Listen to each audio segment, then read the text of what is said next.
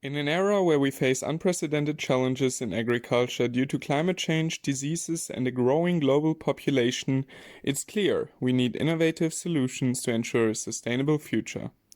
Genetic engineering holds promise in addressing these issues by developing crops that are more resistant, nutritious, and adaptable. But how does genetic engineering actually work? Well, there are multiple methods to genetically engineer a plant, and we will present you two of the most commonly applied ones. The first one is the agrobacterium-mediated transformation of plants. This approach uses a bacteria from the Agrobacterium genus. Most commonly used is Agrobacterium tumefaciens, which is a bacterium usually causing infections in plants. This ability to infect plants is used in the agrobacterium-mediated transformation, as through this we are able to insert genes into plants. But how exactly does this mechanism work? To insert a wanted gene into the plant, the gene first has to be isolated from its origin, and then inserted into a so-called TI plasmid or tumor-inducing plasmid. A selection marker is inserted next to the gene to later verify if the process was successful or not. The TI plasmid is then inserted into the bacterium, and there are several ways to get the agrobacterium now into the plant cells. The most common approach used for Arabidopsis, as an example, is the floral dip method, in which one dips the plants into agrobacterium suspended in solution. Through this dipping process, the plasmid gets incorporated into the flower and is expressed. To find out whether the transfection was successful or not, the transfected plants are grown on selective media. If the plants are not growing on the media, then the plasmid with the gene was not inserted. And if it is growing on the media, then the plasmid was inserted and the transfection was successful. It is important to keep in mind that with this method we do not know the area where the wanted gene was inserted. This is the downside of this method, as not knowing where the gene was inserted might lead to unwanted results like lower yield or not so good pathogen resistance. But how can we get genes into plants if we want to be sure it is inserted at the right position? And how can we make sure it is not inserted somewhere else, which might cause negative effects? This is where CRISPR comes into play. But first, what is CRISPR and what does it mean? CRISPR, or clustered regularly interspaced short palindromic repeats, is a sequence found on bacterial genomes which functions as an immune system. In the genomes of bacteria, these small repeating sequences are called repeat genes, and between them are so-called spacer, which vary in their information content. In short, the spacer are foreign DNA sequences inserted in the bacterial genome. But why does bacteria insert DNA which is not from themselves? As already mentioned, this system originally functions as an immune system, and thus, if a bacterium is infected by a virus, it takes part of the virus's DNA and inserts it into their own DNA, so that if the virus infects the bacterium again, it can recognize the virus and prevents infection responses. To prevent this immune response, the bacterium expresses the spacer sequences after identifying that an infection by a virus took place. This spacer mRNA, now called CRISPR RNA, is then attached to an endonuclease, an enzyme which can cut the DNA at any place, and is more commonly known as Cas9. The Cas9 and CRISPR RNA together then search across the viral DNA inserted by a virus into the bacterium, and if the bacterium was already infected once by this virus, it will cut the DNA at that particular site. But how does this now connect to the plants and getting genes into them? Well, that question is easy to answer. To get the genes into the plants, we use the Cas9 or other Cas proteins with the sequence we want to get into the plant, or get out of the plant. With the development of sequencing and the knowledge about a lot of genes and their positions in the genome, we are now able to utilize this mechanism for the genetic engineering, especially precise genetic engineering, as we can make this mechanism as precise as possible.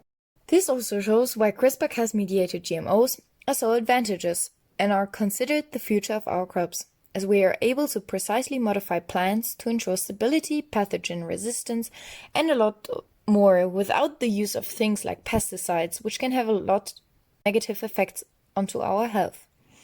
It is important to notice that while we are sure the health risks with GMOs are a lot lower than with non-precise methods, we cannot 100% say it is safe, but remember, nothing is safe on this world. Also always good to keep in mind is that a lot of the ways our modern crops, fruits and flowers were created are not free of genetic modifications, despite them not being labeled as genetically modified organisms.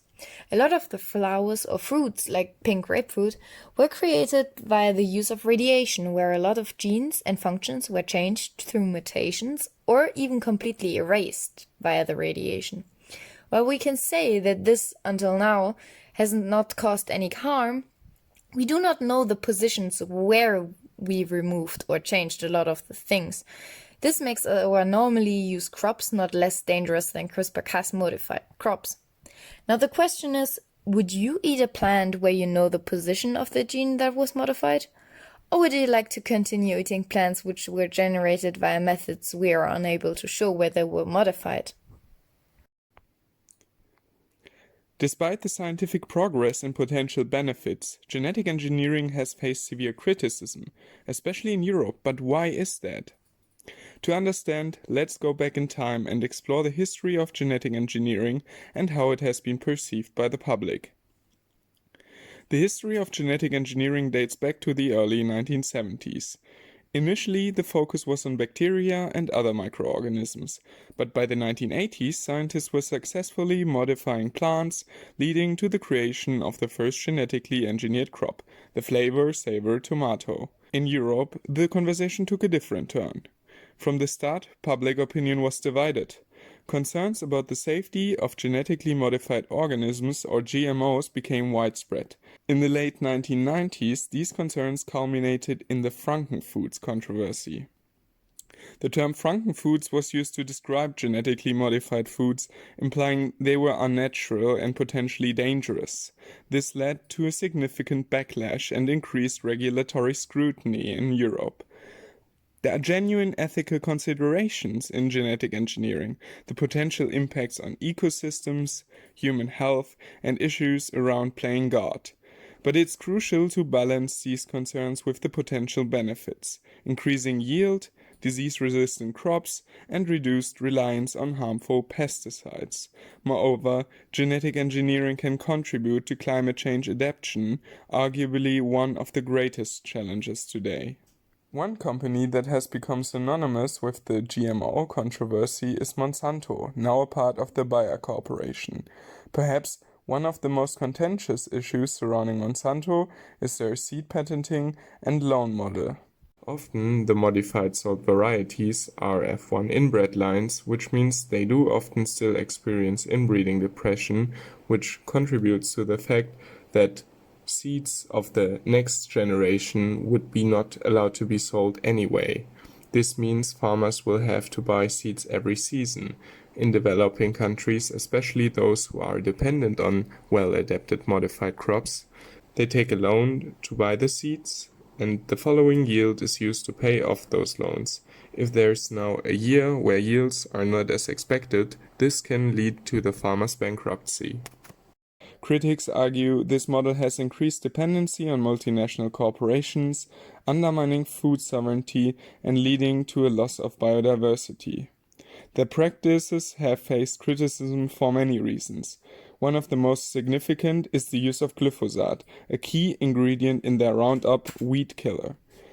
Glyphosate has been the subject of intense debate due to potential links to cancer and harm in the environment.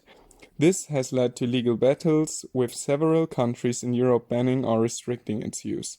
However, it's critical to understand that Monsanto's practices do not represent all GMOs or genetic engineering.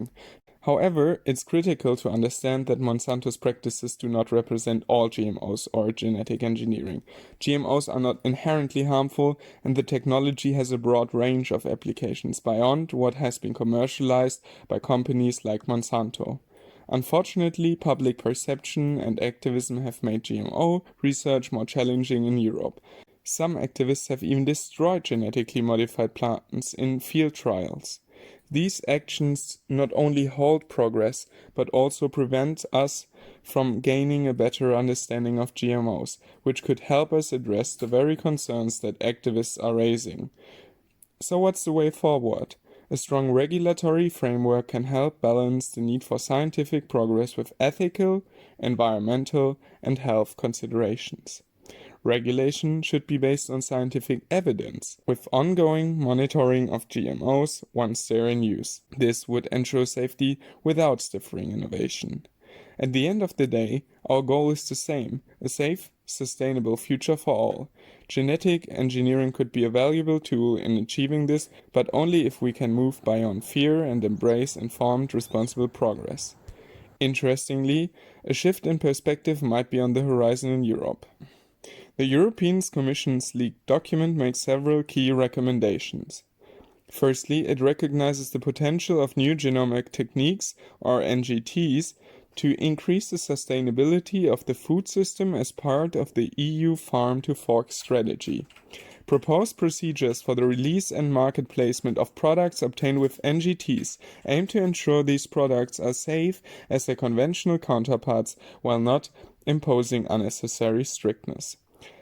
After considering multiple policy options, the Commission suggests a combined approach. This would treat certain gene-edited plants similarly to conventional ones, requiring no GMO authorization or labeling, while other products would still require authorization and be labeled as GMOs. Importantly, the proposal promises to reduce costs for developers of NGTs, accelerating the development of new products. The Commission upholds the do no harm principle, ensuring only NGT plants considered as safe as their conventional counterparts are released or placed on the market. Underpinning the initiative is the application of the precautionary principle.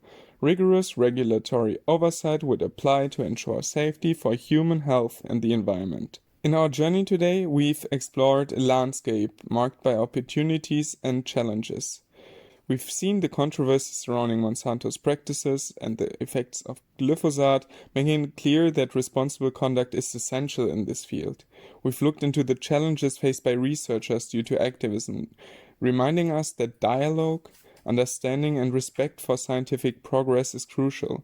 We've delved into the European Commission's leaked document, highlighting a possible shift towards more supportive regulations for new genomic techniques.